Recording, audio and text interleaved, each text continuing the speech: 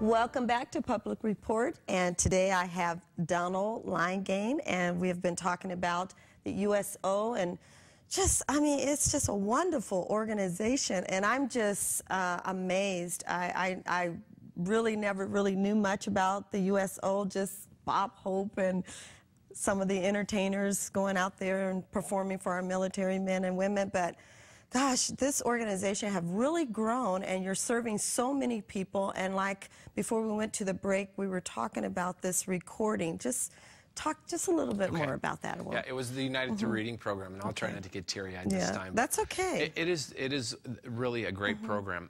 We have books, and we video, and the deploying military spouse will pick out a book that he thinks his children will love.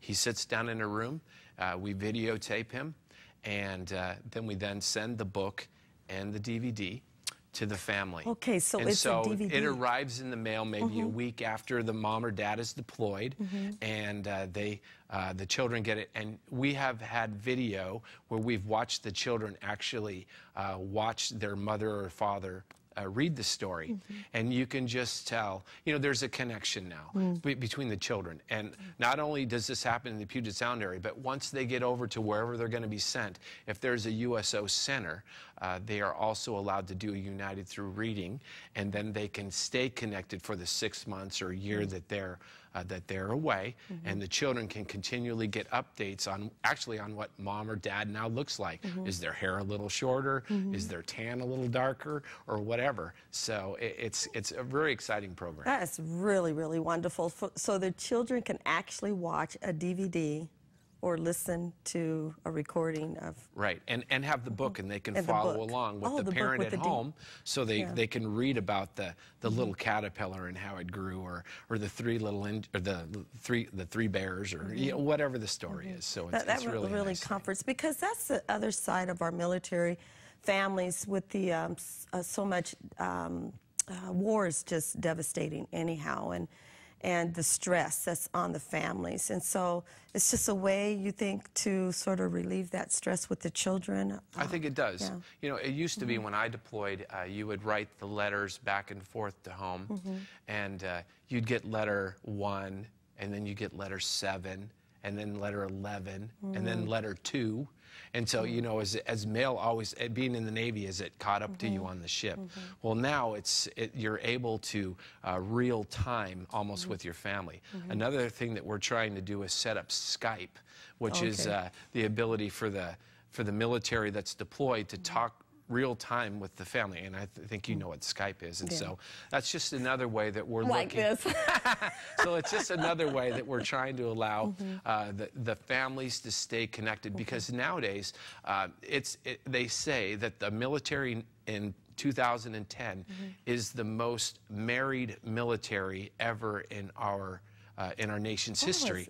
And so it's just not the individual, the 18-year-old individual anymore that's leaving mom or dad, but now they're older, and they're not only leaving their husband or their wife, but their children as well. So it's really a family.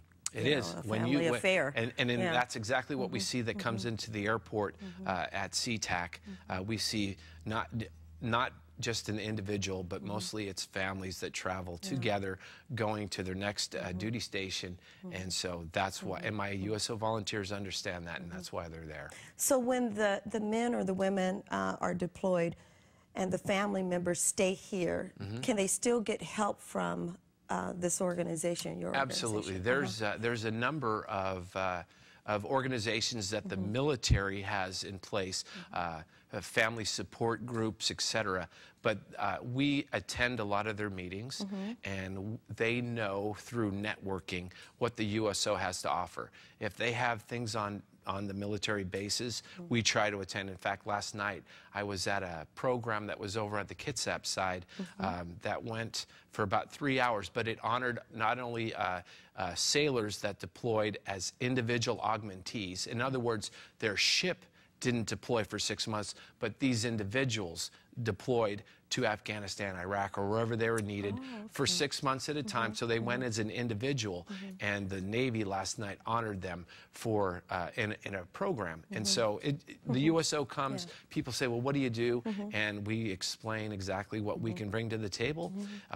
Simple things, just Tell us some of the various programs that you do have. Simple things like, say if you're do you remember when we used to be able to go down to the gates at the airport and see our loved ones off onto the plane? Yes. Well, the USO, we can work with the airlines, and we can get that mother and their children, say if a father's coming home, we can get them a pass down to the gate. So when the father, in this case, in this scenario, walks off the plane, the kids are there to jump in the dad's arm, and you can do the family hug. You can do the family hug right there instead of waiting for him to come through, you know, to get down to baggage claim and all that kind of thing. And those really are the faces they're looking for, their loved ones, as soon as they get off that That's exactly who airplane. they should be looking for. And a lot of times we do that without telling the military members, so when they come off, they're very surprised. And the airlines are very good about working with us, so we're very lucky.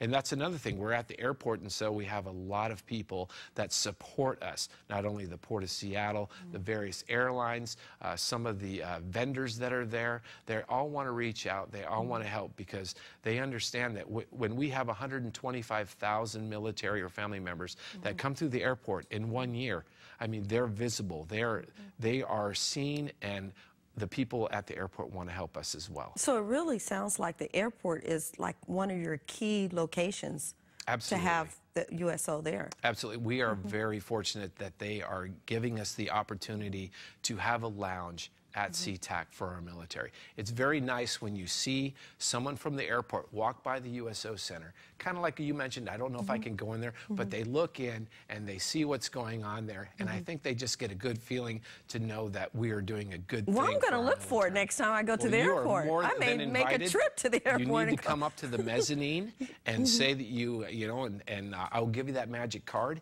and you can come in and you can see what happens. Okay, my husband and I, we need to go check that place out, because that sounds really, really important. So it's like the last place that, you know, our military men and women are there, and then the first place they arrive back when they come home. You're there. Your organization is there. They are there. What are some of the other programs that you have besides, you know, being at the airport? Where else are you located then? Well, so that we have the two centers at the SeaTac and at McCord. We also have a mobile canteen. Okay, it's a 34-foot, 35-foot Winnebago that we take on the road. Now, is that something new that we just recently obtained it. But the nice thing is when the Coast Guard or when the Navy ships, when they deploy, they don't obviously come out of the airport or Fort Lewis. So we take our mobile canteen on the road.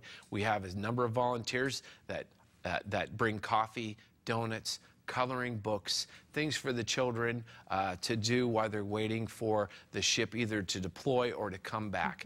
And so we try to stay connected with both the Coast Guard and military or Navy communities, and to support the ships when they come on and off. Because really, if you've ever been into a deployment, and I've been to a number for the Navy, it's really all about the families. There's an excitement that's created when you see your ship and you know your husband or your wife is coming home, or your son and daughter, they're coming home. And it's a very nice, and it's actually a very wonderful experience. If you've never had that opportunity, let me know, and we'll try to work that for you. Yeah, that's really nice. What do you have here? Well, this looks is like some goodies. This is a care package, because what this does is the USO thinks it's important for every military person when they deploy that they should have something. So in here is it's a care package. There's toiletries in here. There's little things to make your water taste better. Oh, really? There's lotions. There's calling cards. So when you land in Afghanistan or Iraq, you can call home. There's Reader's Digest, or things that they can do on an 18-hour plane to make it better. That's all in there, so it's all in here, and it's something that the USO has been able to do, and we're very blessed to be able to hand out one of these to all 40,000 service members that left from the USO last year. That's wonderful. So, yeah, it's a great program. And this is a nonprofit program. This is absolutely. You could have AT&T or any number of groups that would give you the toiletries or the calling card. or what's necessary. And I think, again, as I said, it's the American public wanting to do something for our young men and women that are serving in uniform. And the nice thing about it is it's just not the holidays. It's 24/7, 365 days a year. And we just want our military to know, one, that they're appreciated, and that we're lucky enough to live in a country like the United States, and we have freedoms that other countries don't enjoy. And so it's just, that is a small way to say thank you. Well, what about, let me see here, what about the holidays? Is there something special you guys do around the holidays? We do a number of programs. In fact, we're going to team with American Airlines on the 9th of December at SeaTac, and they have Snowball Express. And basically, American Airlines and Snowball Express is going to bring children who have lost a parent, and they're going to fly them down to Dallas to Six Flags, and they're going to have a week for them. And so what that does is it allows children who have lost a parent all throughout the United States to understand that they're not alone. And, and it's going to help them with their time to get better, their grieving. So this is no cost for? No, they're doing it in the USO. In fact, I play Santa Claus, which I hope there's no one there that's going to be there. But I play Santa Claus, and a number of us dress up, and we just want the children to understand that you know that they're loved, because just like their parents, they're loved as well. So this organization is really about showing that we care really for our soldiers. Well, we care for them. You're the heart. We like to feel like we're the extension of the American public. I always say when, we are your USO, because there's lots of people out there, and hopefully some of your listeners, that would like to help, but they don't know how to do it. Well, if they want to, maybe they would just want to donate a $100 grocery gift card. Well, if they send it to the USO, we'll buy the hot dogs, or we'll buy whatever's necessary to take care of the military for that day. Now you're adding, real quickly here, you're adding non-military representative to join now to your board. You're somehow incorporating people that are not military, had no kind of military affiliation or something like that. Absolutely. Why? Because of the growth, or why is that happening? Well, I think everybody just wants to help. And so, like I said, we have 300 people that volunteer. Some of them are prior military, some of them are not. We have 24 board members. They're great.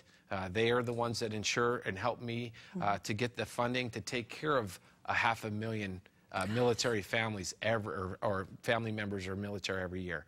So they are connected in the community, and they want to make sure that what we do as an organization benefits our military. And this is just the chapter here, how many people you're serving? Just the chapter here. That's amazing. I have a staff of 4. Besides myself, I have 5 counting myself. I mean, I have an office manager, a regional business manager.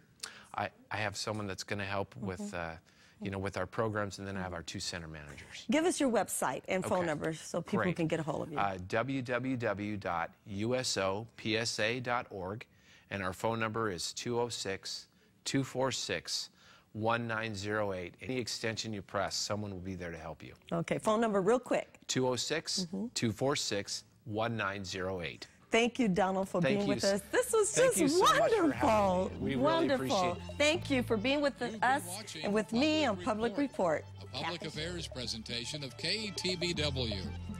The opinions expressed in this program do not necessarily reflect the views of the Trinity Broadcasting Network.